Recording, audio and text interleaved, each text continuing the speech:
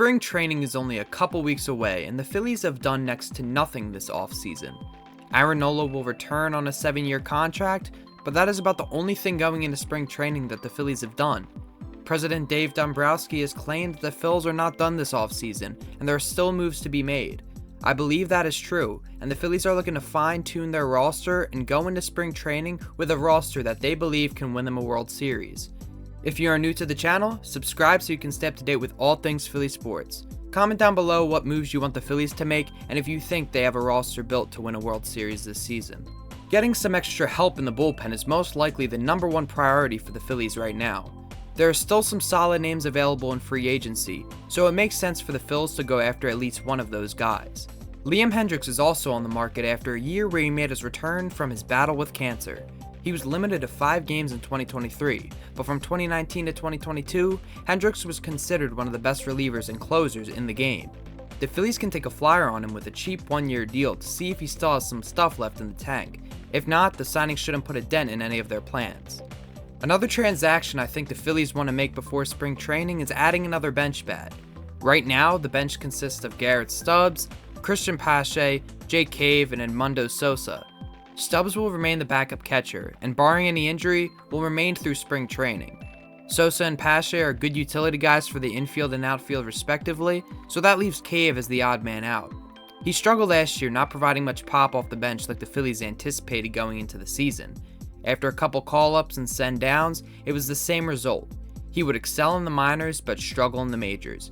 I don't think Cave will be in the Phillies' long-term plans, and they very well may move him before the regular season. Guys like Tommy Pham, Eddie Rosario, and Adam Duvall are still available via free agency, and they could go to one of those veterans to replace Jake Cave on the bench. They also have some in-house options to go to during the season if they stay with Cave at the start. Scott Kingery is someone who is looking to get back to the MLB, and if he has a good spring training mixed with a hot start in the minors, a call-up could be in his future. Kingery has also the ability to play anywhere, something that Jake Cave doesn't have, so depending on how they both start the season, we could see a change there. It remains uncertain whether the Phillies will look to improve this final bench spot, but it would be smart for them to do so. We've talked about the bullpen and we've talked about the bench, and now it's time to talk about the rotation. The Phillies already have a strong rotation, but it's unclear if they want to make it stronger before pitchers and catchers report. It's been a while since they have been seriously linked to any big-name starting pitcher, but that doesn't mean they won't surprise us and sign one anyway. Blake Snell seems unlikely, but recently there have been some talks about the Phils possibly being a sleeper team for Jordan Montgomery. Montgomery was lights out on the rotation last year, so the Phillies might want to add him to make their rotation elite. They have Wheeler and Nola locked in as their 2 aces, and Ranger Suarez at the 3, with Taijuan Walker and Christopher Sanchez to fill it out. Adding Montgomery could move Sanchez into the bullpen and give them more depth in the rotation and the bullpen. #2 prospect Mick Abel is expected to take a leap this season and potentially be up with the big league club in the late spring. If Abel is called up, he will likely be entered directly into the rotation. If he comes up and does a good job, he should remain there for the rest of the season.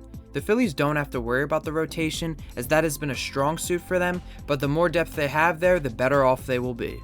While on the topic of the rotation, we can again bring up the Zach Wheeler extension. Talks have paused for the moment with a Wheeler extension, but insiders believe it can be completed this spring. That has been the #1 priority for the Phillies this offseason. They want to keep their 2 aces Nola and Wheeler at the top of the rotation for at least a few more years. Wheels is showing that he still has everything left in the tank, so I don't think age is going to be an issue for him. I expect that once pitchers and catchers report and Wheeler is actually with the team, negotiations will pick back up again and they will look to get a deal done. The most recent link to the Phillies has been Cody Bellinger.